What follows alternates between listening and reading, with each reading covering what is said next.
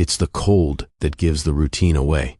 Dana Whitfield knows exactly where to wedge the towel now, low on the passenger side, right where the window doesn't quite seal anymore. Her hands know before her mind catches up. Fold, tuck, press, a nightly ritual, done without thinking. Here, in the back seat of a 2009 Honda parked behind a shuttered laundromat, that ritual is the difference between her daughter sleeping through the night and waking up shivering at 3 a.m. 7-year-old Maya stirs against her mother's arm, half asleep. "Is it cold out?" "Just a little," Dana whispers. "Go back to sleep, baby." Maya does. She always does. Kids trust so easily. It's the adults who lie awake doing the math. Dana doesn't sleep, not really. One eye on the rearview mirror, one hand near the pepper spray in the console, her mind circling the same number over and over. $211. That's what's left. The whole world right now, folded into a wallet in the front seat. Outside, the laundromat sign is dark, its letters burned out one by one. The only light comes from a street lamp 2 rows over that flickers every 11 seconds. She checks the glove box for the 3rd time tonight, though she already knows what's in it. A rubber-banded roll of bills, and underneath it, a photograph of Maya as a baby. A kitchen with yellow walls behind them. A husband asleep on a couch, his hand resting on an ankle. That woman in the photograph feels like someone Dana used to know a long time ago and lost touch with. 3 miles away, in a warm house with a guest room she has never let herself imagine sleeping in, is a man who could end all of this with one phone call. She isn't going to make it. Not yet. Maybe not ever. Stay with me, and you'll understand exactly why and what it cost her to keep saying no. Hey everyone, welcome back to Earned Love. If this is your first time here, I'm glad you found us. This channel isn't about jaw-dropping twists or courtroom reveals. It's about something quieter and harder to look at, the small emotional choices that decide whether a family survives or falls apart. Today's story is called Pride versus Survival. It's about a mother named Dana, her daughter Maya, and an ex-husband named Ray who offers Dana a way out of that car, and the reason she almost turns him down anyway. If stories like this move you the way they move me, hit subscribe before we start. It genuinely helps keep these stories coming, and by the end of tonight, you'll feel differently about pride than you do right now. So let's go back, before the laundromat, before the car, to where this pride actually came from, and what it was protecting her from all along. Dana Whitfield wasn't always like this. That's the part people get wrong when they hear the end of this story first. She used to talk about herself that way. "This isn't who I was," the way you'd describe a stranger wearing your old clothes. To understand what happened to Dana, you can't start with the parking lot or the car. You have to start decades earlier, in a much smaller kitchen, with a much smaller version of the same lesson. She grew up the daughter of a woman named Carol, who accepted help from absolutely no one.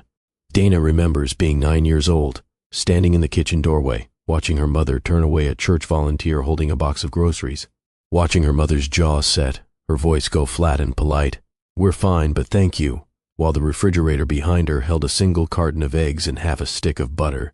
To Carol, accepting that box would have meant confessing something, that she couldn't do this alone, that she'd failed. Dana swore as a teenager that she would never let pride cost her something real. She said it out loud, more than once, to anyone who'd listen. "I'll never be like my mother. I'll never let stubbornness starve my kids."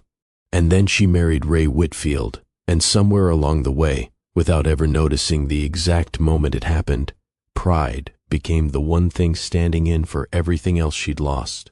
They met at 23, working the overnight shift at a distribution warehouse. Dana ran inventory.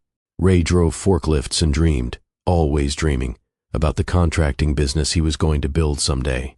During their 15-minute breaks, he'd sketch kitchen layouts on napkins for houses that didn't exist yet, for clients he hadn't met yet, describing cabinet placement like he was reading her a bedtime story. She loved that about him. The hunger in him. The refusal to be small.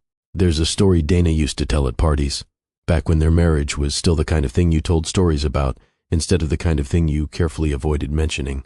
She'd talk about the night Ray proposed, not in a restaurant, not with a ring he could actually afford, But in the warehouse parking lot at the end of their shift, 4 in the morning, both of them still smelling like cardboard and forklift exhaust, he'd gotten down on one knee on the wet asphalt in front of a dumpster and said, with total, unembarrassed sincerity, "I don't have anything yet, but I promise you I'm going to build something, and I want you standing next to me when I do."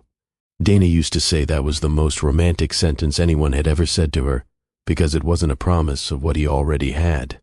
It was a promise of who he was going to become and an invitation to be there for it. She said yes before he even finished the sentence. They married at 25, broke, laughing, borrowed folding chairs in a backyard, a cake Dana's aunt made that leaned slightly to one side.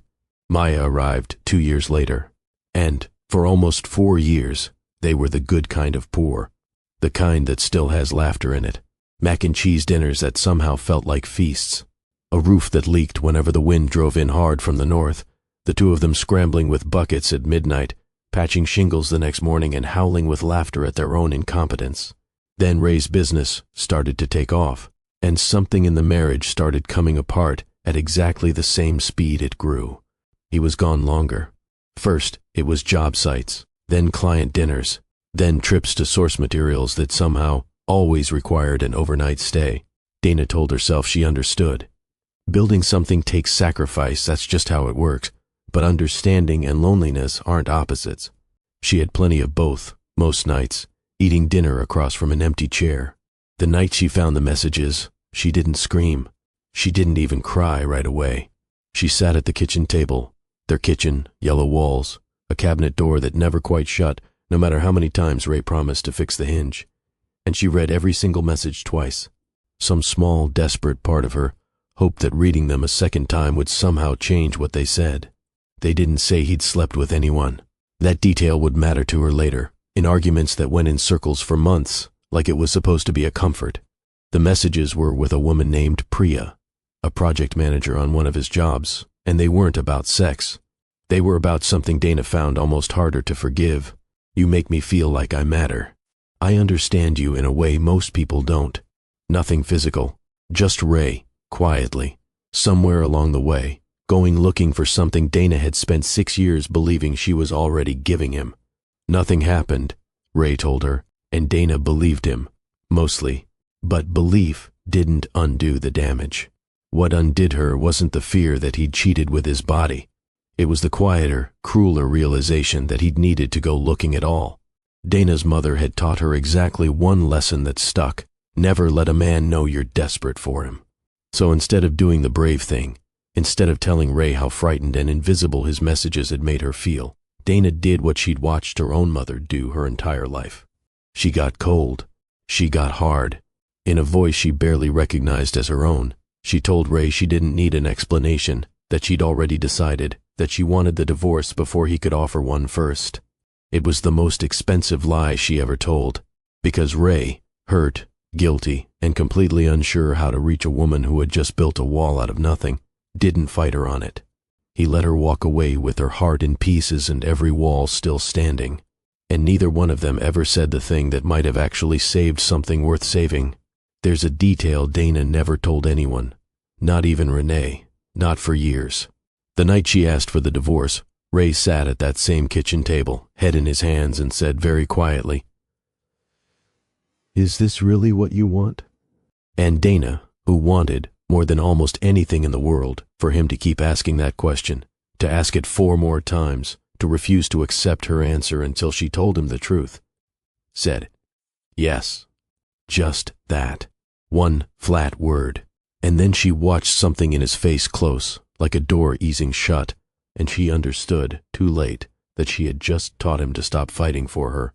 People think betrayal is the moment a marriage ends. Sometimes it's just the moment a marriage starts dying. The actual ending comes later, quieter, in a kitchen, over a word neither person really meant. What makes this part so hard to watch isn't the affair that wasn't quite an affair. It's watching two people who still loved each other choose their pride over their honesty, again and again, in a dozen small moments neither of them recognized as a choice at the time.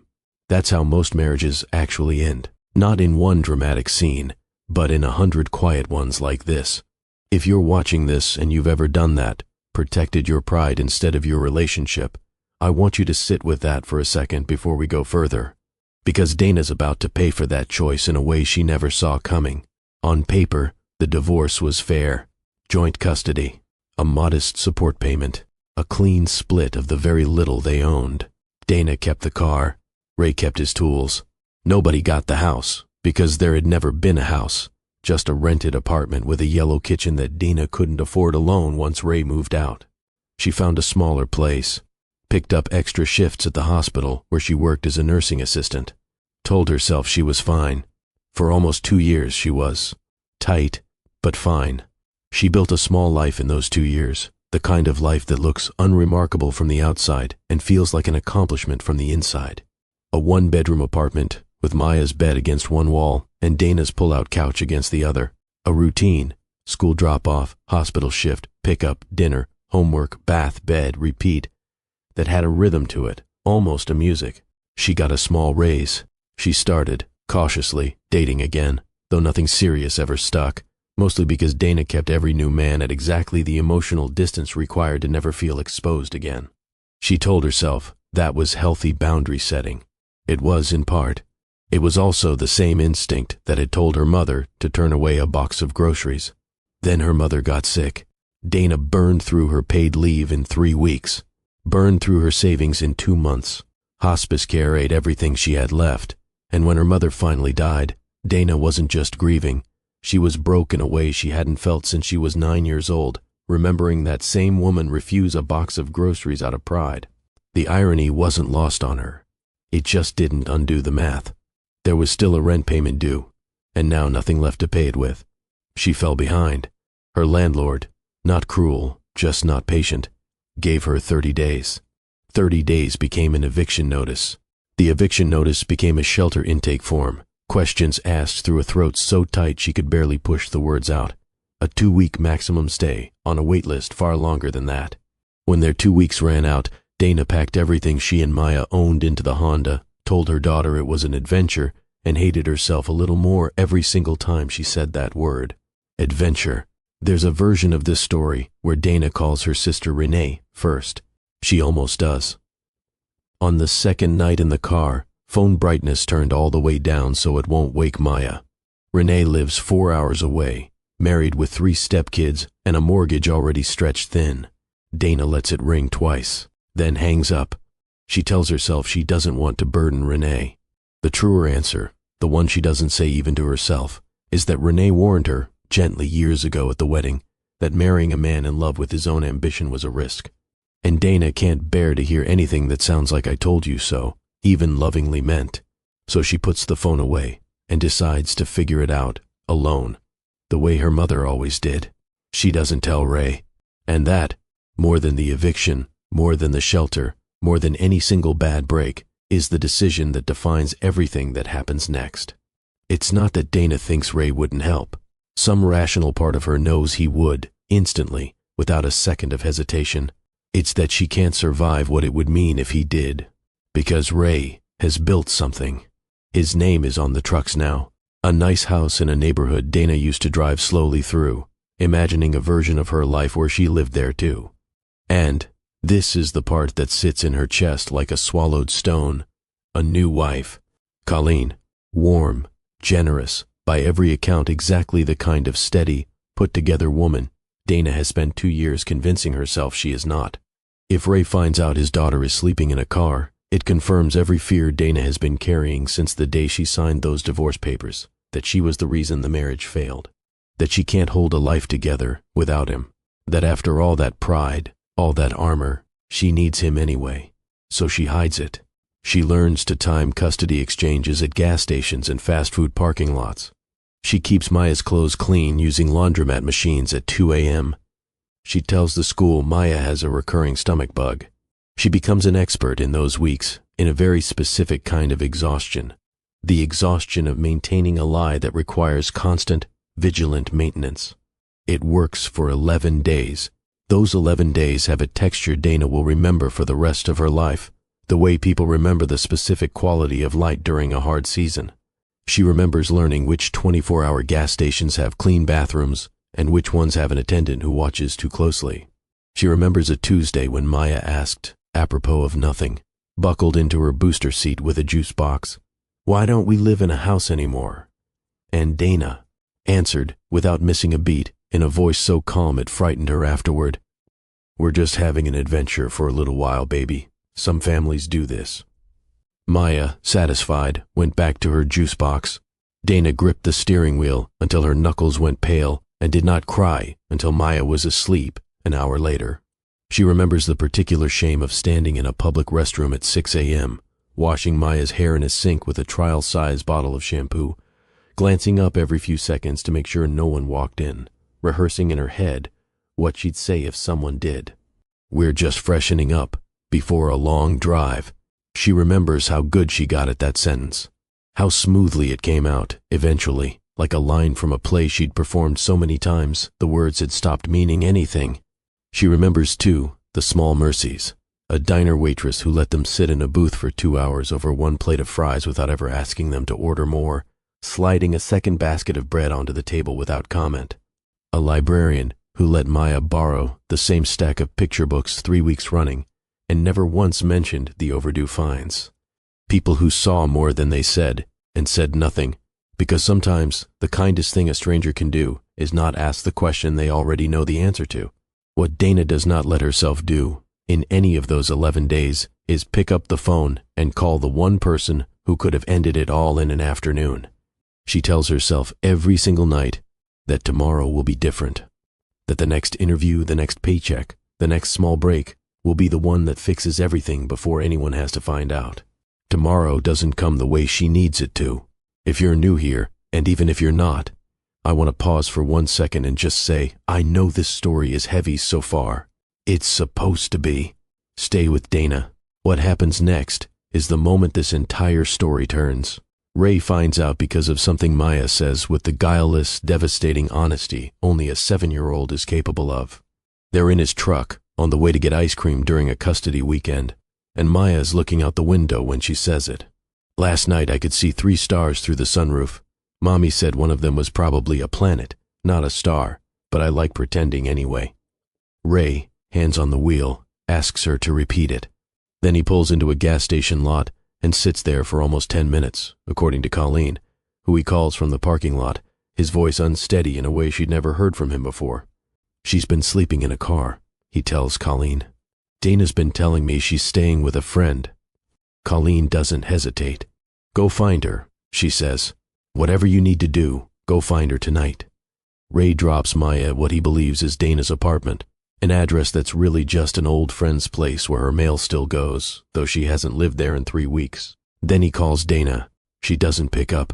So he drives to the one place Maya mentioned by name, a laundromat lot with good lights.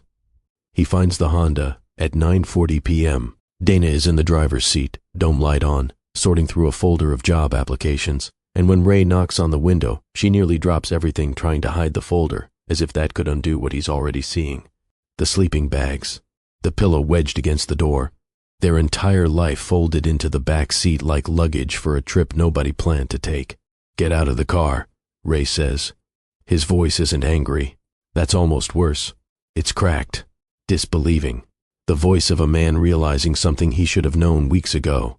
They stand in the cold parking lot, and Dana tells him, flatly, defensively, because defensiveness is the only posture she has left, that she's handling it, that she has 3 interviews lined up, that this is temporary. "Why didn't you call me?" "Because I didn't need you to rescue me." "Dana, our daughter is sleeping in a car." "I know what my daughter is doing, Ray. I'm the one taking care of her." It isn't fair, and some part of Dana knows it isn't fair even as the words leave her mouth. Ray has never once missed a support payment, never once complained about picking Maya up early or keeping her late when Dana needed a shift covered. But fairness isn't the point anymore. Dana's entire sense of herself, as a capable woman, a good mother, someone who does not need saving, is standing exposed under a flickering light, and she'd say almost anything right now to cover it back up. Ray doesn't push further that night. He drives away with his jaw tight and his hands white-knuckled on the wheel. And 3 days later, after a long conversation with Colleen at their kitchen table, he comes back with an offer. The guest house, behind his and Colleen's home, fully furnished, separate entrance, no rent, for as long as Dana needs to get back on her feet. Help with childcare so Dana can pick up more hours without scrambling for after-school coverage. Nothing with strings attached, Ray tells her. I just can't have my daughter living in a car. To almost anyone hearing this secondhand, it sounds like an easy call. A generous, obvious solution to an emergency. But Dana hears something else underneath it. Something Ray probably doesn't even intend. She hears an ex-husband and his new wife extending charity to the woman who couldn't hold her own family together. She pictures Colleen's kindness as a performance, even though she has zero evidence Colleen is anything but sincere. She imagines Maya growing attached to a house that isn't Dana's, a stability Dana didn't provide. She says no, flat, almost automatic, the way you answer a question you've already rehearsed 1,000 times in your own head before it's even finished being asked. Ray stands there with his hands shoved in his jacket pockets, waiting for something more, an explanation, an argument, anything. Dana gives him nothing but the word itself, because she doesn't trust her own voice not to break the second she says more. Ray doesn't leave right away this time. He stands there a moment longer than the silence is comfortable for, then says something Dana will turn over in her mind for days, unable to decide if it was cruel or simply true. Colleen asked me if I was doing this to prove something, to feel like the good guy after everything. I told her no, I already know what I did wrong, but I think... He pauses, choosing his footing like a man crossing ice. I think you need me to still be the bad guy, because if I'm not, you have to ask yourself why you're still out here alone instead of somewhere warm, and I don't think you're ready for that question yet. He doesn't wait for a response. He gets back in his truck and drives away, taillights shrinking into the dark, and Dana sits there with his words settling into her chest like something cold and undissolved. She hates that he might be right. She hates it more than she's hated anything in 2 years. That night, after Ray's taillights disappear, Dana finally calls Renee back. It's almost midnight. Renee picks up on the first ring, voice thick with sleep and immediate worry. The specific alarm of a sister who's known something has been wrong for weeks and has just been waiting, painfully, to be let in. Dana tells her everything. The eviction, the shelter, the car, the parking lot, Ray's offer, her refusal. Renee doesn't say I told you so. She doesn't say anything for a long moment. When she finally speaks, her voice isn't angry, just tired, in a way that mirrors Dana's own exhaustion exactly. You'd rather Maya be cold than let Ray win. It isn't a question. That's not what this is. It's exactly what this is, and you know it, because it's what Mom did to all of us for 20 years. She'd rather we go without than let anyone see her need something. You used to say you hated that about her. Dana doesn't answer. She just sits there with the phone against her ear, watching Maya's small chest rise and fall in the rearview mirror. And for the first time she lets herself really consider the possibility that she has become exactly the woman she spent her whole life swearing she'd never be. The refusal doesn't sit quietly. Ray comes back 3 more times over the next 2 weeks, each conversation more strained than the last. Dana starts avoiding anywhere that feels permanent, anywhere a hard conversation might take root, so most of these happen exactly where they started. That same parking lot, that same flickering light. The first time, he brings a space heater still in its box, says nothing about the guest house, just leaves it on the hood of the Honda like a peace offering he isn't sure she'll accept. She doesn't take it inside until he's gone. The second time, he doesn't get out of his truck at all. He just idles at the curb for almost a minute, watching the dome light through the windshield before driving away without a word. Dana watches him go and feels something she doesn't have a name for yet. Not relief, not disappointment, something in between. The third time, he asks about her interviews, and she gives him clipped, one-word answers until something in her tone makes him go quiet too. He doesn't stand there long. He just says, "Okay," in a voice that isn't okay at all, and leaves before either of them can make it worse. The fourth conversation is the one that breaks something open. "You're punishing me," Ray says, his composure finally cracking. "This isn't about Maya anymore. You'd rather she sleep in a car than let me help, because helping means admitting I was ever good for something. That's not..." "It is, Dana. You've hated needing anything from me since the divorce. You'd rather freeze than owe me a thank you."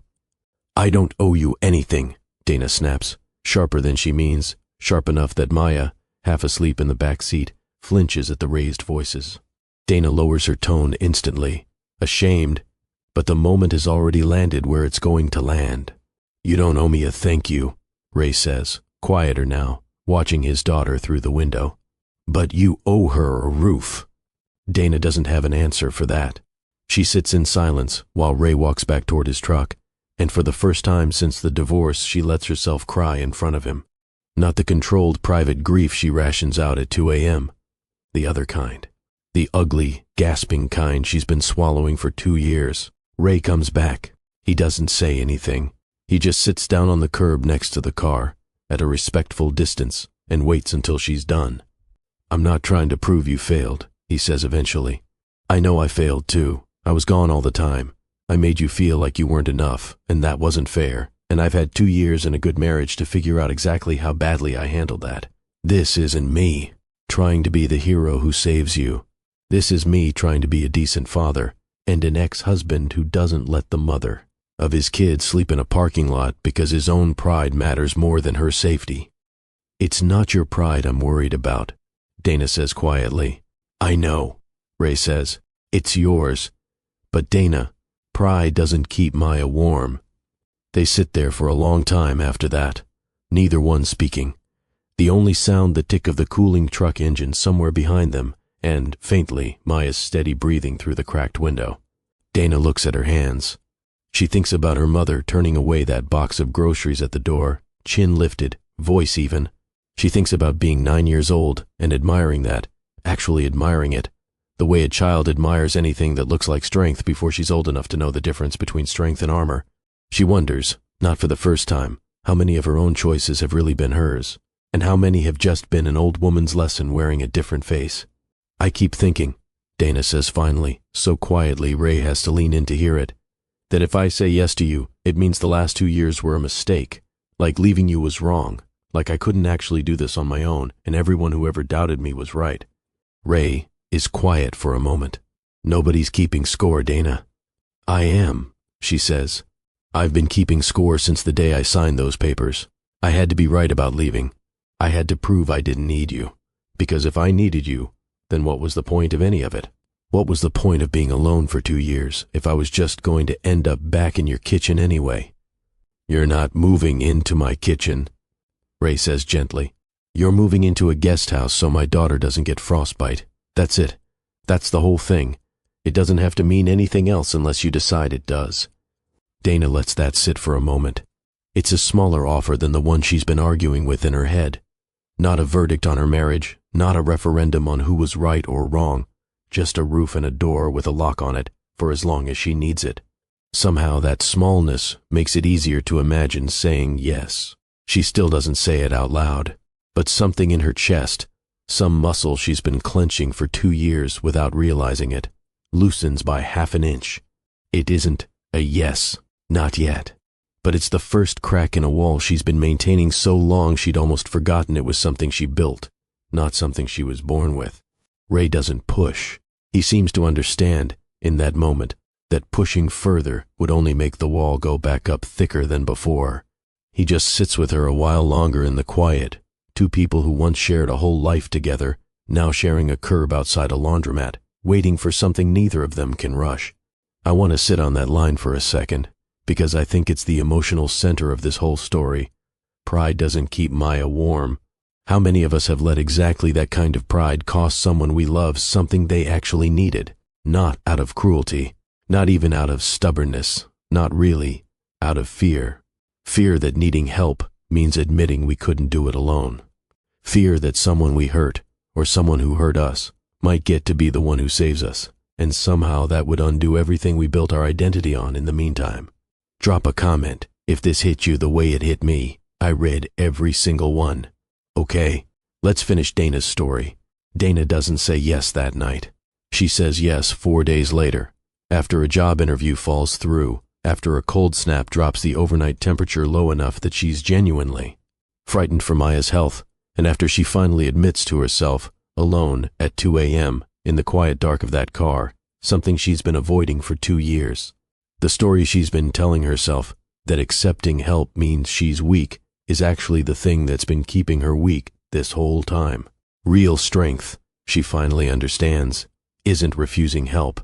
It's being honest about needing it. She calls Ray the next morning before she can talk herself out of it. Her voice shakes on the first word. Okay, is all she manages at first. And Ray, to his credit, doesn't make her explain further. He just says, okay, I'll have the guest house ready by tonight. Like it's the easiest thing in the world. Like she hasn't just handed him 2 years of her pride in a single syllable. The guest house turns out to be small and plain. Nothing like the fantasy of charity as humiliation Dana had built in her head over sleepless nights. There's a narrow bed for Maya, a pull-out couch for Dana, a kitchenette barely big enough for 2 people to stand in at once, and a space heater, the same one Ray had left on the hood of the car weeks earlier, plugged in and running when they arrive, the room already warm. Maya falls asleep that first night in under 10 minutes, something that hasn't happened in over a month. Dana sits up long after, listening to the quiet, unfamiliar sound of a furnace instead of an engine, and cries, quietly, so she won't wake her daughter, the particular kind of crying that comes when a body finally lets go of something it's been bracing against for a long time. Colleen, when Dana finally meets her properly, is awkward and a little too eager, in the way of someone who genuinely doesn't know how to navigate a complicated situation gracefully, which, strangely, makes her easier to trust than if she'd been effortlessly poised about the whole thing. She gives Dana space. She doesn't try to mother Maya. She simply exists, carefully, at the edges of Dana's temporary new life, and over time that carefulness stops reading as superiority and starts reading as something closer to respect. Dana gets a job within 3 weeks, full-time nursing assistant, benefits included, the kind of stability she hasn't had in over a year. She saves aggressively. She and Ray settle into a co-parenting rhythm that starts uneasy and slowly becomes something genuinely good, built less on old resentments and more on the practical shared love they both still have for their daughter. It takes Dana 4 months to save enough for her own apartment. When she tells Ray she and Maya are moving out, he isn't surprised, and he doesn't try to talk her into staying any longer than she needs to. You did that yourself, he tells her, helping load boxes into her car, a newer, more reliable one now. I just gave you somewhere safe to do it from. Dana almost corrects him, almost explains that his offer, and her decision to finally accept it, mattered just as much as anything she did on her own. But she understands by then what he's really doing, trying to hand back something the last 2 years took from her, the belief that she is capable, that she didn't need rescuing so much as a bridge to get herself across. Thank you, she says instead, and means it completely, without the flinch of shame those 2 words would have cost her 4 months earlier. They don't get back together. That part of the story, the part a lesser telling might have insisted on, simply doesn't happen, because both of them have grown into people who understand that love wasn't the only thing that broke between them. Trust broke. Communication broke. Long before Priya, long before the divorce papers, in all the small moments neither of them knew how to be honest in. What they build instead is something quieter, and in its own way more remarkable, a friendship rooted in mutual respect. 2 parents who failed each other once and refused to fail their daughter the same way. Maya grows up with a story she'll tell, years later, not about the night she slept in a car looking at stars through a sunroof, but about the lesson underneath it, the one her mother will eventually be able to say out loud without a trace of bitterness. That asking for help isn't the opposite of strength. Sometimes it's the bravest thing strength ever does. And Dana, 31 years old, learns it the hard way in a guest house behind the home of the man she once left, with her daughter finally safe beside her. If you'd told Dana, on that first night in the laundromat parking lot, that 2 years later she'd be standing in her own kitchen, a small one, nothing fancy, but hers, with a lease that had her name and only her name on it, watching Maya do homework at a real table under real light, she would not have believed you. She might not have wanted to. Believing it back then would have meant hoping, and hope had felt like a luxury she couldn't afford. But that's exactly where she is on a Tuesday evening in early spring, stirring pasta on a stove that sometimes runs a little hot on the left burner, half listening to Maya explain, with great authority, why her 3rd-grade teacher is wrong about how many moons Jupiter has. Her phone buzzes. A text from Ray. Colleen wants to know if Maya's still coming Sunday for the thing with the cousins. Also, good interview today? Dana smiles at the second question more than the first. She'd put in for a shift lead position last week, A real step up from the job that first gave her stability, and Ray had remembered the interview date without being asked. He still checks in like that, in the easy, unremarkable way you'd follow a friend's career instead of tracking an ex-wife's survival. Not an ex-wife he's obligated to tolerate. A friend. Interview went well, she types back. I think I actually got it this time. And yes, she's excited about Sunday. She's already picked her outfit. It's a dinosaur shirt. I tried to intervene. I failed. Dinosaur shirt sounds correct, actually, Ray writes back, and Dana laughs out loud in her kitchen, alone, in a way that would have felt impossible not long ago, laughing easily at something Ray said without the old ache underneath it. She thinks, sometimes, about the woman she was in that parking lot. Not with shame exactly. She's worked hard, with a therapist she started seeing through a sliding scale clinic near the hospital, not to let shame be the emotion she reaches for first. She thinks about that woman instead, with something closer to compassion. That woman was terrified. That woman had spent her whole life being taught that needing something made you weak, and she was doing the very best she could with the tools she'd been given. It took the guest house, 4 months of small, humbling, healing normalcy, to teach Dana the thing her mother never learned and never got the chance to. That accepting help isn't a confession of failure. Sometimes it's just the bridge between where you are and where you're capable of getting yourself. Renee visits some weekends now. The first time she came, she stood in the doorway of Dana's little apartment, looked around at the second-hand couch and the mismatched chairs and the crayon drawings taped crookedly to the fridge and said, "This is a good home, Dana." Not a nice apartment. A good home. Dana had to turn around and pretend to check something on the stove so her sister wouldn't see her cry. And Colleen, awkward, overeager, careful Colleen, has become something Dana never expected and still doesn't quite have a word for. Not a friend exactly. Something more specific than that. A woman who shares a daughter's love with her without ever once making Dana feel like there's not enough of Maya to go around. Last month, when Maya had a fever spike at Ray and Colleen's house during a weekend stay, it was Colleen who called Dana first, before Ray even had his shoes on, saying, "I know this isn't my place, but I wanted you to hear it from someone who was standing right here, not secondhand." Dana hadn't expected that kind of thoughtfulness. She's grateful for it more than she knows how to say out loud. There's no single moment where the fear disappeared. It thinned out gradually, the way morning light thins the dark, so slowly Dana couldn't point to the exact day she stopped bracing for the next disaster. She just noticed, one Tuesday, stirring pasta in her own kitchen, that she'd gone an entire month without checking her bank balance out of dread. That, more than anything else, felt like proof she'd actually made it through. There's one more moment worth telling you about before we close tonight. A few weeks after Dana moved into her own apartment, Maya asked her, out of nowhere, while coloring at the kitchen table like it was nothing, "Mommy, were you scared when we lived in the car?" Dana could have lied. Instead, she put down the dish towel, sat across from her daughter, and told her the truth. "Yes," she said, "I was really scared, and I made it harder than it needed to be, because I didn't want to ask for help." "Why not?" Maya asked, with the seriousness only a child brings to adult confessions. "Because I thought asking for help meant I wasn't strong enough to take care of you," Dana said. "But I was wrong. Sometimes the strongest thing you can do is let someone help you take care of the people you love."